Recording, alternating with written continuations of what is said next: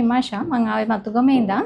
ඇත්තටම යුරෝගේට් ආයතනය අපි දැනගත්තේ Facebook කරා. මට හිතුණා හොඳ විශ්වාසදායී තැනක් වෙන්න ඇති කියලා. මොකද අපි කතා කරපු පළවෙනි දවසේ ඉඳන් අපිට හිතුණා අපි මෙතෙන්ට එන මොහොත දක්වා පාරපවා මේ ඕගොල්ලන්ට අමතක වීමක් වෙයි නම් කියලා එහෙම අපිට එහෙම සපෝට් එකක් දුන්නා. අපිට ඉගැන්වීම් කටයුතු කරන්න අපිට හොඳ ගුරුවරයෙක් ලැබුණා.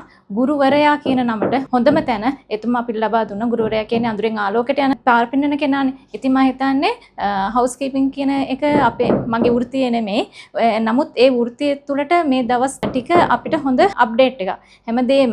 ඒ කියන්නේ ඕගොල්ලෝ මං දන්න සතු සීලුම දේවල් ඕගොල්ලෝ මගෙන් ලබා ගන්න. හැමතිස්සෙම කියන්නේ ඒක ඕගොල්ලෝ විනාඩියක්වත් අපතේ හරින්න එපා. මම මොහොතක්ම මේ සඳහා යොදව ගන්න. මේ මගෙන් දේ ලබා ගන්න. මොකද මම මැරුණාට පස්සේ මගෙන් ඒ දේ නැති වෙලා යන්නේ නැතුව ඕගොල්ලෝ ඒ දේ රඳව ගන්න. ඕගොල්ලෝ ඒ දේ ලබා ගන්න කියලා තමයි හැමතිස්සෙම අපිට එතුමා කියලා දුන්නේ. ඒ මඟ පෙන්වීම උපරිමයි. අනිත් එක තමයි මේ ආයතනය ගැන කිව්වොත් අපිට රෙකමෙන්ඩේෂන් දෙනවා කිව්වා. ඔව්. ඒක ඇත්තටම අප පුංචි බයක් තිබ්බා අපි මොකද කාන්තා පාර්ශවයේ හින්දා රෙකමෙන්ඩේෂන් ගැන කතා කරනකොට අපිට ඒක ආරක්ෂාකාරීව අපි බය නැතුව කියන අපිට ඒ දේ ලැබුණා. අනිත් එක තමයි අපිට දිවාහාරය ලැබුණා. මේ ආයතනය ගැන අපි ඒ ගැන ඇත්තටම සතුටුයි. මට කියන්න තියෙන්නේ ඕකොල්ලොත් මේ සිහිනය සැබෑ කරගන්න එන්න යුරෝගේට් ආයතනයට. ඒ වෙනුවෙන් අපි සහතික වෙනවා මේ ආයතනයේ ඒ ඔබට අවශ්‍ය දේ ලැබෙයි කියලා.